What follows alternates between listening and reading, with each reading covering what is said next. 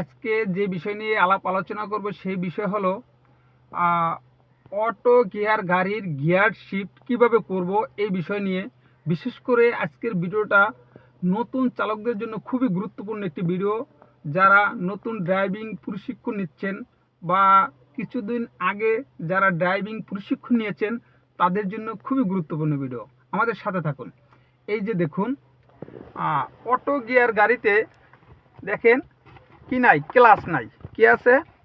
এই যে এতে এসকেলেটার আছে, বিতে ব্রেক আছে, এসকেলেটার ব্রেক, কিন্তু কি নাই, ক্লাচ নাই। এই ক্লাচের পরিবর্তে কি আছে? এই যে দেখুন, অপারেটিভ লিভার আছে। এই অপারেটিভ লিভারের মাথায় একটি পুশ বাটন আছে।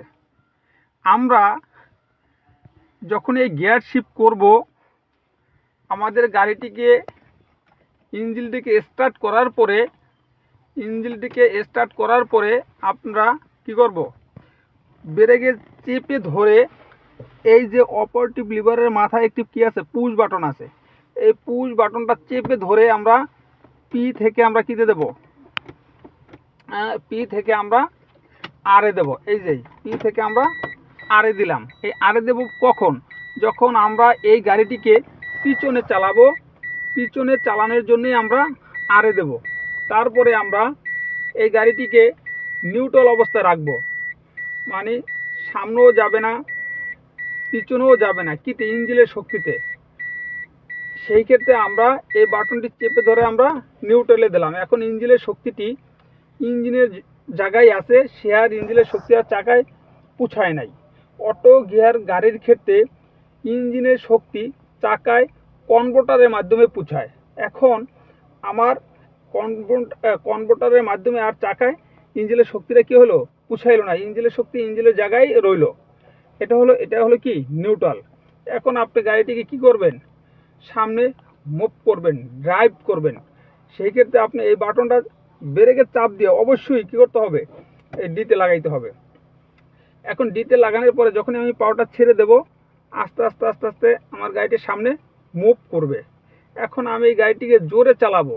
কতটুকু জোরে চালাবো সেটা এই যে দেখেন এসকেলেটার, এই এসকেলেটারের পায়ের চাপের উপরে আমি গাড়িটির গতি বাড়াবো, সেটা নির্ভর করবে আমার এই এসকেলেটার পায়ের চাপের উপরে।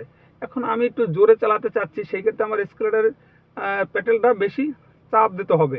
আমি একটু কম গতিতে চালাবো, সেই ক্ষেত্রে কম চাপ দিতে হবে। মানে এটা কি করবে, গতিটাকে নিয়ন্ত্রণ করবে, বাড়াবে এবং কমাবে, সেটা এসকেলেটারের প্যাডেলের পায়ের চাপের উপরে নির্ভর করবে। এখন আপনার এই ডিতে গাড়ি চালাচ্ছেন, এখন আর ডিতে চালানোর পরে আর এই গাড়িটি আর টানতে পারতেছে না। ডিতে যে পরিমাণ শক্তি আছে ইঞ্জিনের, সেই শক্তিতে আর গাড়িটিকে টানতে পারতেছে না। মানে আপনি একটা পাহাড়ের রাস্তায় উঠে গেলেন। সেই ক্ষেত্রে আপনার অবশ্যই কি করতে হবে, যখন ডিতে আর টানতে না পারবে, গাড়িটি যখন স্লো হয়ে চলে আসবে, তখন আপনি এই বাটনটি চেপে ধরে তখন আবার কি দেবেন, এই টুতে দেবেন। টুতে দিলে আপনি ওই পাহাড়ের রাস্তা আপনি বা উঁচু রাস্তা আপনি যেতে পারবেন, কারণ ইঞ্জিনের শক্তিটা তখন বেশি পাবে চাকায়, কিন্তু গতি কিন্তু অত পাবে না।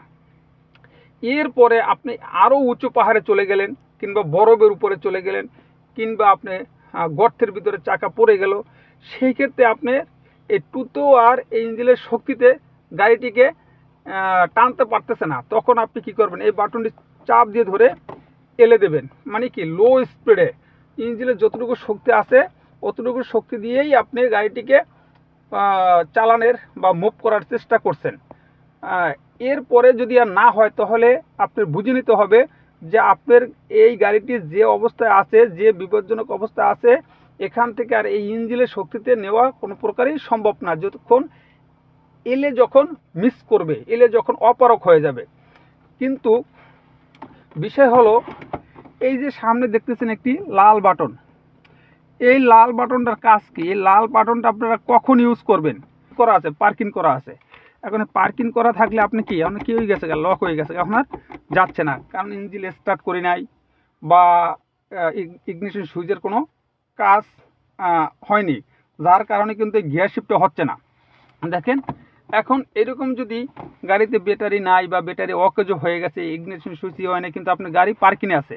এখন আপনি পার্কিংয়ে থাকলে এখানে তো আপনি গাড়িটিকে সরাতে হবে। সেই ক্ষেত্রে আপনি কী দিয়ে দেবেন, এই বাটনটি চেপে ধরে আপনি যখন এদিকে নিয়ে আসবেন, এখন এটা চেপে ধরে নিয়ে আসছেন, এখন আপনি যা খুশি করতে পারবেন। যখনই আবার পার্কিংয়ে দেবেন তখন আবার কি হয়ে গেল, লক হয়ে গেল, এখন আর কিন্তু আসবে না। এটা কিন্তু আপনাদের অবশ্যই নতুন চালকরা যারা না জানেন, এখান থেকে অবশ্যই বিষয়টা ভালো করে জেনে নেবেন। আর হ্যাঁ, আমরা পরবর্তীতে ভিডিওতে এই যে ওভার ড্রাইভ সুইচ, এই সুইচটি নিয়ে আলোচনা করব, কারণ এটা নিয়ে আলোচনা করলে ভিডিওটা অনেক বড় হয়ে যাবে। তাই আপনারা এই ওভার ড্রাইভ সুইচ নিয়ে আলোচনা করব, আপনারা এই ভিডিও দেখার অপেক্ষায় থাকবেন। আর আমাদের এরকম নিত্য নতুন ভিডিও পেতে আমাদের এই পেজটিকে ফলো করে পাশে থাকবেন।